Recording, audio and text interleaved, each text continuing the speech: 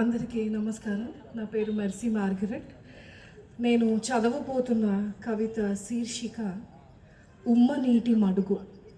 ఈ కవిత నేను మధ్యప్రదేశ్లో ఆదివాసీ మీద ఒక అగ్రవర్ణ వ్యక్తి ఉచ్చపోసిన సంఘటన ఆధారంగా రాసినటువంటి కవిత శీర్షిక ఉమ్మ నీటి మడుగు.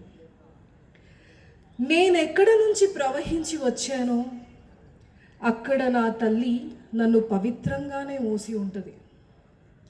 నేనెక్కడి నుంచి ప్రవహించి వచ్చానో అక్కడ నా తల్లి నన్ను పవిత్రంగానే మోసి ఉంటుంది. అనంత విశ్వాన్ని గర్భంలో మోస్తున్నట్టు ఆకాశాన్ని చుట్టుకున్న గ్రహాన్ని భద్రంగా కాపాడుతున్నట్టు నీ తల్లిలాగే నా తల్లి తన పొట్ట మీద చేయి పెట్టి నిమురుతూ రోజుల లెక్కల చక్రం కింద తలపెట్టి నా జన్మ కోసం తాను రోజు పునర్జన్మించి ఉంటుంది. నేనున్న ఉమ్మనీటి మడుగు, నువ్వు తేలియాడిన ఉమ్మనీటి మడుగు ఏ కుల నదుల పేరుతో కడుపులోకి ఊరాయి? నేనున్న ఉమ్మనీటి మడుగు, నువ్వు తేలియాడిన ఉమ్మనీటి మడుగు ఏ కుల నదుల పేరుతో కడుపులోకి ఊరాయి? ఏ శాస్త్ర శ్లోకాల పాదాలు అంటి ఉద్భవించాయి? ఒక నాగరికత, ఒక భాష, ఒక సంస్కృతి జనించటం అంతరించటంలో కలిగే దుఃఖం వాడికి ఎలా తెలుస్తుంది? ఎన్ని తరాల మానసిక సంఘర్షణ కలిసి ఎన్ని మానవ నాగరికతలకు పునాదులు వేశాయో వాడికి ఎలా తెలుస్తుంది? తలలు తెగిన చోట, బొటన వేళ్లు తెగిపడిన చోట, కొన్ని ప్రశ్నలకు ఉరితాళ్లు వేలాడి సమాధానాలు సమాధి చేయబడే వెలివాడలున్న చోట ఉచ్చపోసి గెలుపని చెప్పుకోవటం అలవాటైన వాడికి ఇప్పుడు మనిషి తలే ఉచ్చపోసే స్థావరం అయింది. ఉచ్చ నీచాలు మరిచిన వాడి కులం వాడి మర్మాంగాన్ని పవిత్ర లింగంగా కూడా నిలబెట్టగలదు. తలలు తెగిన చోట, బొటన వేళ్లు తెగిపడిన చోట, కొన్ని ప్రశ్నలకు ఉరితాళ్లు వేలాడి సమాధానాలు సమాధి చేయబడే వెలివాడలున్న చోట ఉచ్చపోసి గెలుపని చెప్పుకోవటం అలవాటైన చోట వాడికిప్పుడు మనిషి తలే ఉచ్చపోసే స్థావరం అయింది.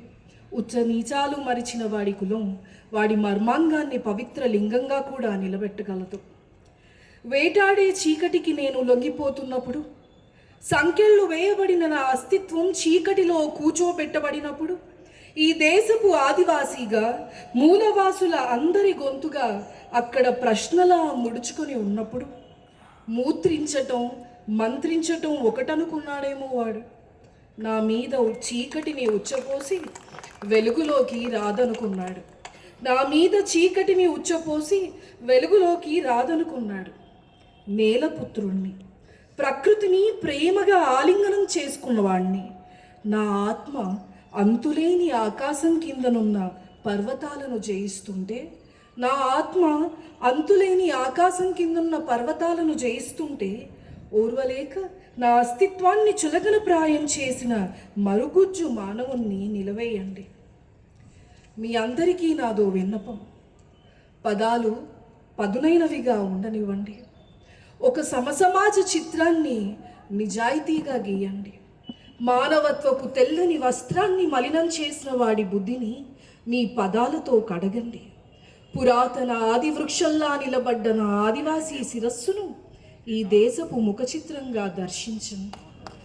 సంకెళ్ళు వేయబడ్డ మీ అక్షరాలను విడిపించి 2 ధిక్కార పదాలను నినదింపజేయండి. మీ అందరికీ నాదో విన్నపం. పదాలు పదునైనవిగా ఉండనివ్వండి. ఒక సమసమాజ చిత్రాన్ని నిజాయితీగా గీయండి. మానవత్వపు తెల్లని వస్త్రాన్ని మలినం చేసిన వాడి బుద్ధిని మీ పదాలతో కడగండి. పురాతన ఆది వృక్షంలా నిలబడ్డ నా ఆదివాసీ శిరస్సును ఈ దేశపు ముఖచిత్రంగా దర్శించండి. సంకెళ్ళు వేయబడ్డ మీ అక్షరాలను విడిపించి 2 ధిక్కార పదాలను నినదింపచేయండి. అరణ్యాలు తన కొడుకు కోసం విలపిస్తున్నప్పుడు, అడవి కన్నీళ్లు దుఃఖంతో నిండిపోయినప్పుడు, నదులు ఎర్రగా ప్రవహిస్తూ కుమిలిపోతున్నప్పుడు, రేపటిని చీకటిగా మారుస్తున్నవాడు, అహంకారాన్ని ద్వేషాన్ని విత్తనాలుగా నాటుతున్నవాడు, లోతైన అగాధం మనుషుల మధ్య సృష్టిస్తున్నప్పుడు నిద్రని నటించకుండా నాతో నిలబడండి, నాతో నిలబడండి.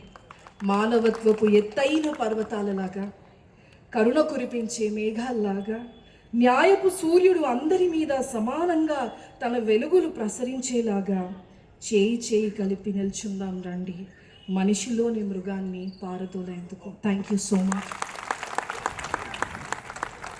అది వచ్చిన కవితలో జీవితం ఉంటే ఇలా చప్పట్లు మోగుతాయి. ఏది రాశామనేది కాదు, అందులో జీవితం ఉందా లేదా అనేది ముఖ్యం.